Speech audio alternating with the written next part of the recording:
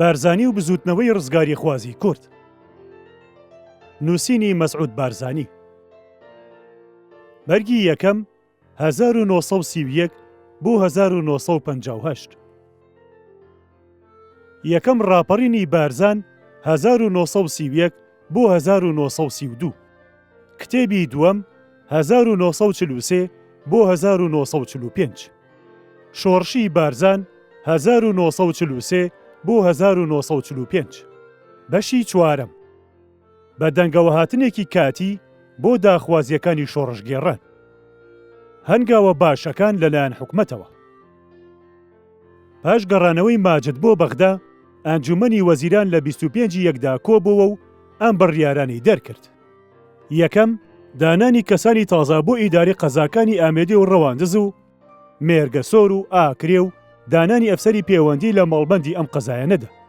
دووەم، کردنەوەی بنکەکانی پۆلیس لە ناوچەی بارزاندا. سێیەم، کردنەوەی ڕێگەی نێوان بنکەکان. چوارەم، دوورخستنەوەی مەلا مستەفا لە ناوچەی بارزان. پێنجەم، گێڕانەوەی شێخ ئەحمەد و خزمەکانی بۆ شوێنی خۆیان. شەشەم، چەکەکان بدرێنەوە بە حکوومەت. حەوتەم، یەکەم هەنگاوی حکوومەت دەرکردنی بوردنێکی گشتی تەنیا ئەو کارمەند و کەسانەی هێزی چەکدار نەگرێتەوە کە چوونەتە لای بارزانی. جاردانی بوردنی گشتی دابندرێ بۆ ئەو کاتانی حکوومەت بە باشی دەسانێ. هەشتەم، بەجێهێنانی هەردوو بەرگەی 4 و 5 دادرێتە دەستوەزیری ناوەخۆ و وەزیری دەوڵەت کە لە کاتی لەباردا بەجێی بهێنن. نازانم ماجد ئەم بڕیارانەی بە دەستپاکی گەیاندە بارزانی و هیواییانە، چونکە ئەوە لەگەڵ ئەو خاڵانەی بارزانی دابوونی بە ماجد جیاواز بوون. وا دیارە حکومەت دوو سیاسەتی بۆ خۆی دانابوو، یەکێکیان تاکتیکی و ئەوی تریان استراتیجی. وەکو هەنگاوێکی باش حکومەت بڕیاریدا ئەم ئەفسەرە کوردانە بنێردرێنە ئەو شوێنانەی بۆیان دانراوە. یەکەم، لیوە بەها ئەدین شێخ نووری بۆ سلێمانی.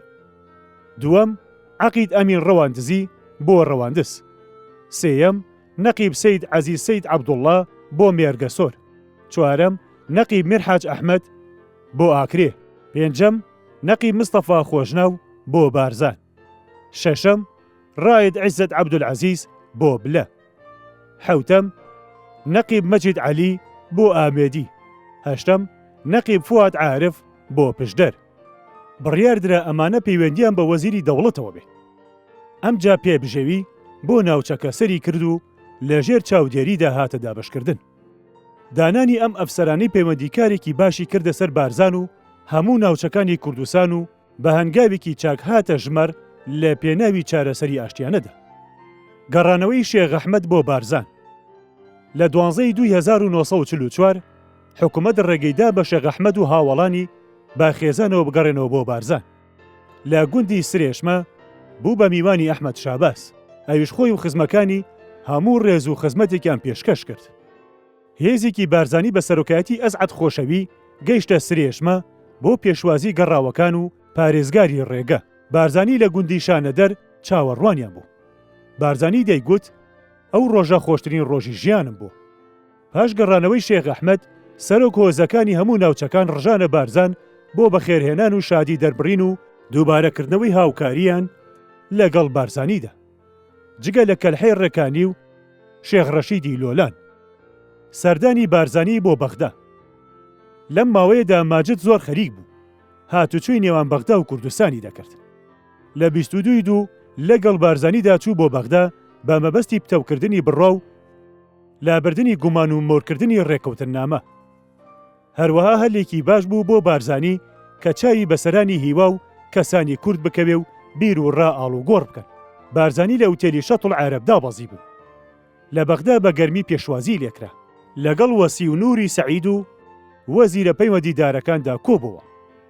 حکومەت بڕیاریدا ئەو خاڵانە بەجێ بهێنێ کە لەگەڵ ماجد مستەفادا بڕیاریان لەسەر درابوو.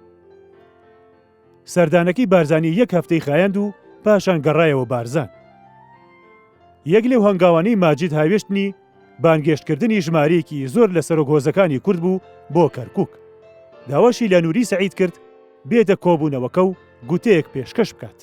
لەو کۆبوونەوەیەدا نووری سەعید قسەی کرد و پەسنی گەلی کوردیدا و بەڵێنیدا ئەم پەیمانە بێنێتە جێ و پێوەی پابند بێ، بەڵام ڕاستی جۆرێکی تر بوو.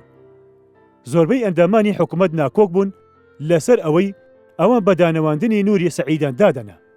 لە یەکێک لەو پیلانکاریانەی ئەوسا لە گۆڕێدا بوون حکوومەتی نووری سەعید لادرا و حکوومەتێک هات بە سەرۆکایەتی حەمدی پاچەچی کە پشتی کردە هەموو شتێک و دوژمنایەتی ئاشکرەی بەرامبەر بە کێشەی کورد دەرخست وەک پاشتر باسی دەکرد.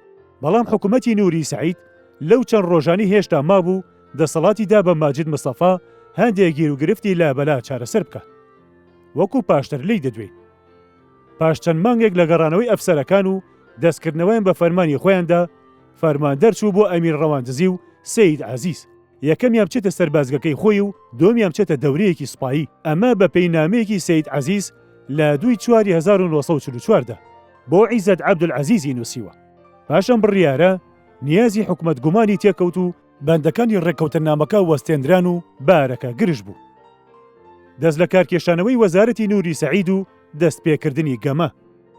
لە ڕۆژی سێمی حوزەیرانی 1944 وەزارەتی نووری سەعید دەستی کێشایەوە و حەمدی پاچەچی وەزارەتێکی نوێی دانا کە ماجد مستەفای تێدا نەبوو، بەڵام دوو ئەندامی کوردی تێدا بوو. ئەوانیش ئەحمەد موختار بابان بۆ داد و تۆفیق وەهبی بۆ ئابووری. ئینگلیز کە بەڕاستی هێزی بەڕێوەبەرایەتی و وەستای سیاسەتی عێراق بوون ئەم نواندنیان دروست کردبوو. لە پاش بە کۆتاهاتنی شەڕی دنیا دەیانتوانی خەریکی کێشەی لابەلاش بن و ئەگەر پێویست بوو هێزی سوپایش بەکاربێنن. لەو ڕۆژەدا کێشەی کوردی یەکێک بوو لە مەترسیدارترین ئەو کێشانەی بەرەوڕووی بەرژەوەندی بەریتانیا دەبەوە و مێشکی خەریک کردبوون، ئەویش بەهۆی بوژانەوەی بزوتنەوەی کوردایەتی لە کوردستانی ئێران و هابوونی سوپای سۆڤێت لەوێ لە کوردستان و ئازەربایجاندا و شیمانی پشتگیریکردنی کوردی عێراقیش کە ئینگلیز زۆری لێ دەترسا. جا پێشەوە ئیشەکان لە دەست دەرچێ بڕیاریاندا ڕووبکەنە کێشەی کوردی عێراق و بە فێڵ و درۆ دەلەسەی هیچ و پوچ بیپوچەنەوە کە ئینگلیز لەم بارەیەوە کەسیان ناگاتێ. ئینگلیز وازیان لە نووری سەعید هێنا و لەسەر ڕەفکەیەکیان دانا بە شێوەی کاتی، بۆ ئەوەش هیوایان هێنا کە زۆر دیار نەبن لە خزمەتکاریدا. بۆ سەلماندنی ئەم قسەیە نووری سەعید لەبارەی کێشەی کوردەوە لە دەست کێشانەوەکەی خۆیدا دەڵێ من کە نەختۆکەیەکم لە مێژووی کێشەی کورد لە چاخی تازەدا هێنایەوە، بە تایبەتی ئەوەی پەیوەندیداری عێراقە.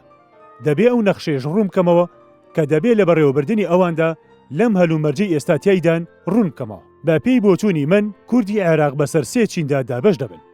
یەکەمیان سەرۆک هۆزەکان، ئەمانە ژیانێکی فیوداڵ ئاساییان هەیە نەک شارستانەتی، هیچ ئامانجێکی سیاسی ڕوونیان نییە. تەنیا ئەوەیان مەبەستە ئەو دەسەڵاتی لە سنووری ناوچەکانیاندا بە میرات بۆیان ماوەتەوە بیپارێزن. دووەم بازرگانان، ئەوانە دایانەوێ بەردەوام حکوومەت دەسەڵاتی تەواوی ببێ تا تەناهی و هێمنی بپارێزێ بۆ ئەوەی ئەوان بتوانن لە ماڵداری و بازرگانی خۆیاندا بەرخوردار بن. سێیەم ڕۆشن میران کە هەر لە زیادبووندان ئارەزویان لە ئاواتی بەشەکانی تری گەلی عێراق جیاواز نییە. ئەوان دایانوێ قوتابخانە و مەدرسە زۆر بن و خوێندەواری بڵاو ببێتەوە و هۆیەلی شارستانی وەکو ئاوەدانی و لەش ساخی زۆر بکرێت. ئەوانە دایانوێ ئیداری خۆیەتی بەدەست ئەوانەوە بێت و دەسەڵاتی چینی یەکەم نەهێڵن، بەڵام ئاماجی سیاسیان لەسەر بەخۆی کوردستانی گەورەدایە. ئاقڵاکانیان پێیان وایە ئەگەر دەوڵەتە گەورەکان پێشگیری بکەن ئەم ئاواتا دەشێبێتە دی، چونکە لە سایە هەشتای کوردستان کەوتوتە دەرەوەی عێراق.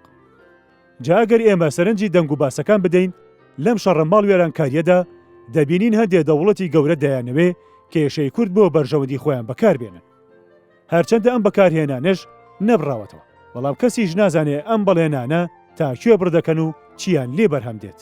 ئەم دنیا ئاڵۆزەی ئێمەی تێداین تا ئارام دەبێتەوە و ڕاستی بۆ خەڵک ئاشکرا دەبێ لەسەر عێراق پێویستە بۆ بەڕێوەبردننی کورد لە ناوچەی کوردان زۆر وشیار بێت. بە تایبەتی وەکو دەزانین لە ناو سنووری ئێراندا ئاژاوە هەیە و سەرۆکهۆزەکان دەسەڵاتداری ناوچەکانی خۆیان و حکوومەتی ئێرانیش لە دوویان دەدا و لەگەڵیاندا دەڕوا.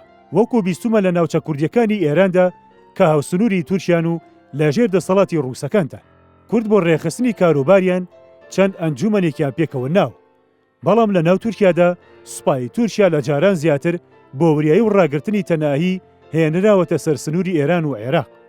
وەکو دەڵێن لەم ڕۆژانەی دواییدا پەیوەندی لە ناو کورد خۆیاندا بە هەموو چینەکانەوە بە شێوەیەکی سەرنجڕاکێش زیادی کردووە. ئەم پەیوەندیانە هەندێک حکومەتی خاوەن بەرژەوەندی بەڕێوەی دەبن تا ئاگاداری هەموو ناوچە کوردیەکان ببن چی ڕوودەدا. ئەوەی کە گوتمان ئەوەمان بۆ دەردەخا ئێمە بە تاریکی نەئاساییدا تێدەپەڕین و لەسەر کاربەدەستان پێویستە زیاتر وریابن و خۆیان لەو ڕووداوانە بپارێزن کە دەرفەت دەدەن بە چاوچنۆکان ئەم بارە لەسەر دەمی شەڕدا بۆ بەرژەوەندی خۆیان بەکاربێنن. بە تایبەتی کاتێ بۆمان ڕوون دەبێتەوە کوردی عێراق ئامانجێکی پێچەوانەی ئامانجی عێراقیەکانی تریان نییە. ئەوانیش دایانەوێ ئیدارەیەکی باشە بێت پەروەردە و لەش ساخی و ئاوەدانی و کاروبارە گشتیەکان درەنگ یا زوو دەستیان پێ بکرێ تا ئاستی گەل بەرز بێتەوە و لێ هاتووی زیاد بکات و بەرهەمەکانی پتر بێت. ئەمەیە ئامانجی کاربەدەستان.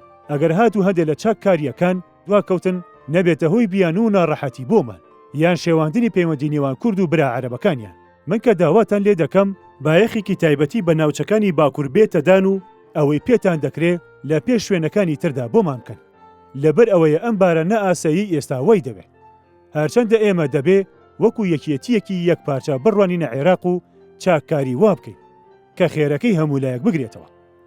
وەزارەتی پاچەچی سیاسەتێکی توندی بەرامبەر کێشەی کورد پەیڕەو دەکرد و ئەو ڕێگەیانەی فرێدا کە حکوومەتی پێشودای نابوو بایەخی پێ نەدا.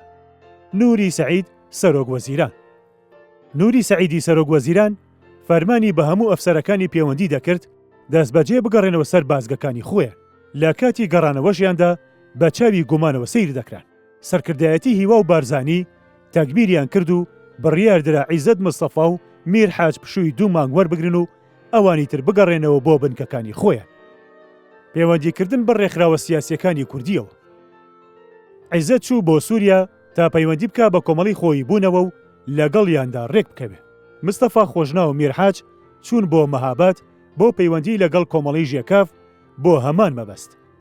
مەبەست لەو سەردانانە ئەوە بوو پەیوەندی لەگەڵ ڕێکخراوە حیزبە نیشتیمانی و شۆڕژگێڕە کوردیەکاندا پتەو بکرێت و بیر و ڕا ئاڵوگۆڕ بکەن بۆ خزمەت بە ئامانجەکانی نەتەوە. حکوومەت لەم هاتووچوایانەدا گومانی بۆ پەیدا بوو. پاشگەڕانەوەی مستەفا و میر حاج بڕیاردرا میر حاج بگەڕێتەوە سەر بازگەکەی خۆی و نامە بۆ مستەفا بنێرێ بۆ چوون و بیر و ڕای خۆی و ئەو کردەوەی سەرۆکەکانی سوپای تێدا بنووسێ. پاژماوەیەک نامەیەکی بۆ میر حاج نووسی و لەو نامەیەدا دەڵێ حاڵی باشە و هیچ شتێکی نەئاسایی لە گۆڕێدا نییە. لەسەر ئەوە مستەفا خۆشناویش گەڕایەوە. بەڵام پاش ماوەیەکی کەم فەرمان دەرچوو هەردووکیان لە سوپا دەرکران و دران بە دادگایەکی سوپایی. میر حاج گیرا و بۆ گرتیگەی ئەمارەیان نرد. بەڵام خۆشناو کە لە مووسڵ بوو ئەم هەواڵەی لە هاوڵانی خۆی بیست و یەکسەر ڕای کرد بۆ بێتواتە. لەوێ بەکر عەبدولکەریمیش هاتە لای و پێکەوە چوون بۆ بارزان. عیزەتیش لە سەردانی سووریا و میسر هاتەوە. ئەویش تەنگی پێ هەڵچندرا. زۆر لە بەغدا نەمایەوە. بە یارمەتی برادەران لە بەغدا دەرچوو گەڕایەوە بارزان.